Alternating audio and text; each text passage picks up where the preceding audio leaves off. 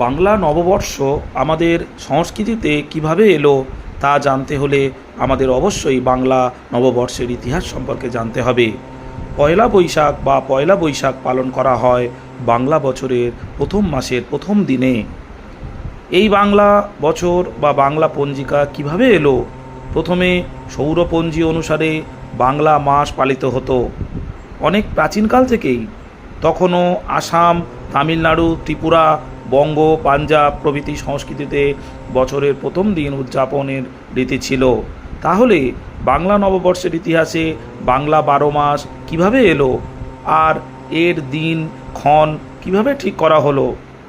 বাংলা সনের প্রবর্তক নিয়ে সম্রাট আকবর বেশি আলোচিত হলেও বাংলা পঞ্জির উদ্ভাবক ধরা হয় আসলে সপ্তম শতকের রাজা শশাঙ্ককে। পরবর্তীতে সম্রাট আকবর সেটিকে পরিবর্তিত করেন খাজনা ও রাজস্ব আদায়ের উদ্দেশ্যে। প্রথমে আকবরের পঞ্জিকার নাম ছিল তারিকি এলাহি, আর ওই পঞ্জিকায় মাসগুলো আরবা দিন, কার দিন, বিশুয়া, তীর এমন নামে। তবে ঠিক কখন যে এই নাম পরিবর্তিত হয়ে বৈশাখ, জ্যৈষ্ঠ, আষাঢ়, শ্রাবণ হলো তা নিশ্চিত করে কেউ বলতে পারে না। ধারণা করা হয় যে বাংলা 12 মাসের নামকরণ করা হয়েছে বিভিন্ন নক্ষত্র থেকে, যেমন বিশাখা নক্ষত্র থেকে বৈশাখ, জ্যৈষ্ঠ থেকে জ্যৈষ্ঠ, ষাঢ় থেকে আষাঢ়, শ্রাবণী থেকে শ্রাবণ, এমন করেই বাংলায় নক্ষত্রের নামে মাসের নামকরণ হয়েছে।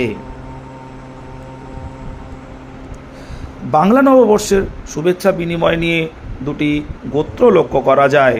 কেউ বলে ভোরের আলো ফোটার সাথে সাথে বাংলা বছর শুরু হয়, তাই শুভেচ্ছা তখনই দিতে হবে।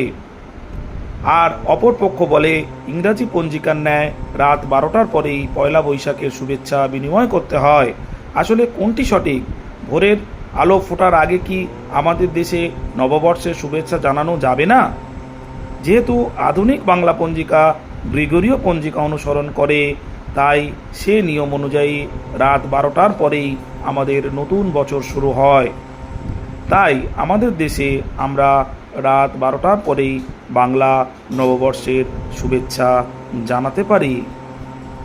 যাই হোক, বাংলা নববর্ষ এখনও বাঙালির কাছে এক ঐতিহ্য, আর আমরা এই ঐতিহ্য মেনেই এগিয়ে চলেছি। ভালো থাকবেন। শুভ পয়লা বৈশাখ।